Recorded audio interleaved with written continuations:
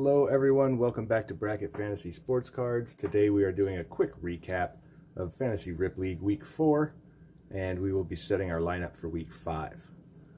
So Week 4 was interesting in the NFL, also in Fantasy Rip League.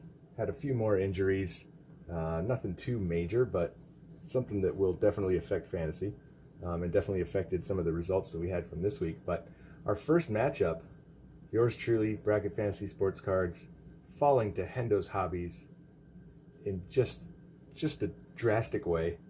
We pulled the very first one of one for Fantasy Rip League with the ×10 multiplier, and then of course Hendo came back, pulled his own one of one, and it was a far superior one.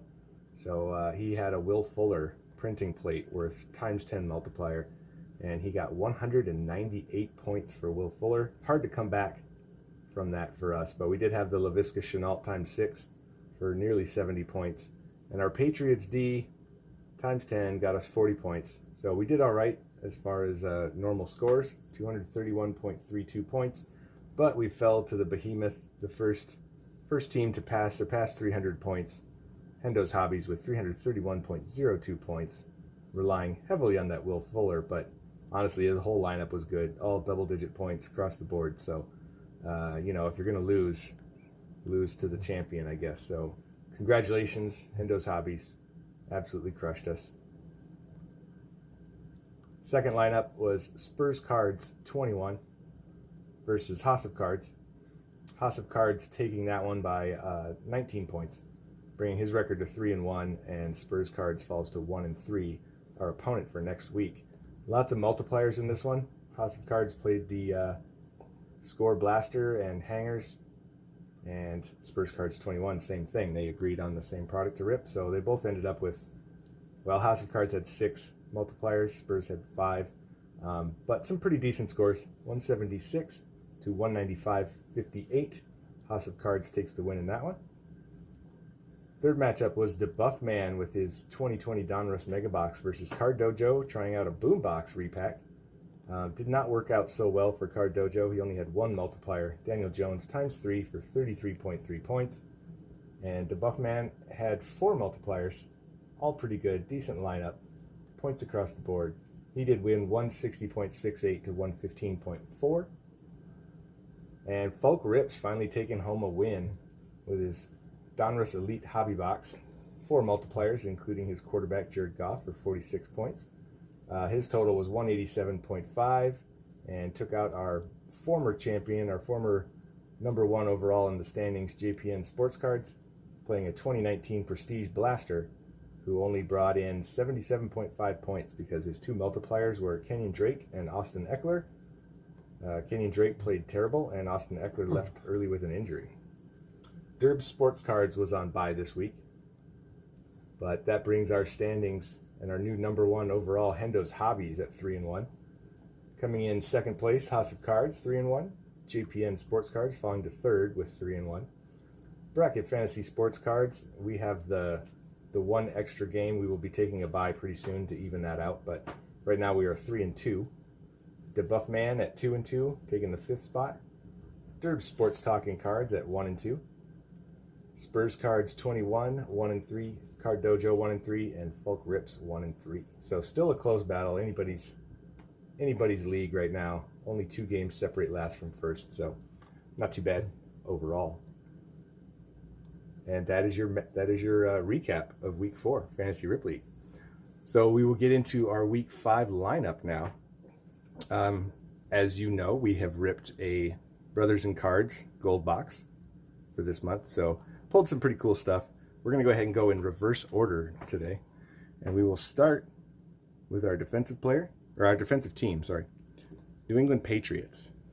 Taking on the Broncos at home, and they still don't have Drew Lock, so we feel pretty confident in that. Yeah, I mean, the home away thing, I still, just out of habit, kind of factor that in, but with nobody in attendance, it kind of doesn't really matter all that much, I don't feel. But yeah, I do like the Patriots matchup. Denver's been struggling. So Bobby Wagner for the Seahawks is going to be our defensive player. He is a tackling machine. He does pretty good. Did good for us last week. We played the same, not the same card, but same player. We had 3 options at tight end, but the only realistic one was Zach Ertz. Not been playing great, but still a talented player. We know that. We know his potential. Wide receiver 2, we're going to go with DJ Chark, who came back from injury this week, scored 2 touchdowns. Yeah, hopefully he can stay healthy, stay out there. Gardner keeps hitting him downfield, so DJ Chark for our WR2. WR1, we're going with Adam hooked on a Thielen. No multiplier. Minnesota has figured out how to throw the ball again, so. Yeah, Kirk Cousins looking a little better, so we're hoping. But we did not have a lot of options at wide receiver. It was pretty limited. I think we pulled more quarterbacks than wide receivers. Clyde Edwards-Helaire. I mean, really, how do you not play this? This is a cool card. Love it. Pen Pals Blue Ink, Clyde Edwards-Helaire. This is supposedly numbered to 99. It's not numbered, but print run is 99 or less. So very cool card. Super happy to hit that. But yeah, we are playing Clyde Edwards-Helaire as our RB2. And this really nice Josh Jacobs, 88 out of 99. Now, we know he's had back-to-back bad weeks, but you can't keep him down. No, he's still getting attempts, and he's bound to have a good game sooner or later. So, yeah, there we go. RB1, Josh Jacobs times 3. And Lamar Jackson, just a base card. Wait, no, it's not. It's an aqueous test. Dun, dun, dun. So Lamar Jackson times 2. We did have a Phillip Rivers numbered card that we could have played out of 3, but I feel like Lamar Jackson can get more points times 2 than Phillip Rivers can times 3. So Lamar Jackson is our quarterback. And now we're going to do something crazy. We're going to throw some bold predictions out there and see if any of them stick. So I'm going to start first. Crazy. Derek Carr finishes as a top 10 quarterback, taking on the Chiefs this week. It could happen. He's been playing good. Chiefs defense still looks decent, but Derek Carr has been looking good, so I don't have a problem with that. Mine is just a simple who's going to win the game kind of prediction, but I think the Bengals are going to take the Ravens this week. I think Mixon has been coming back strong. Burrow's been kind of getting into the groove, so yeah, I think the Bengals can take the Ravens at home in Baltimore. So that is my bold prediction. Anything else you got on those?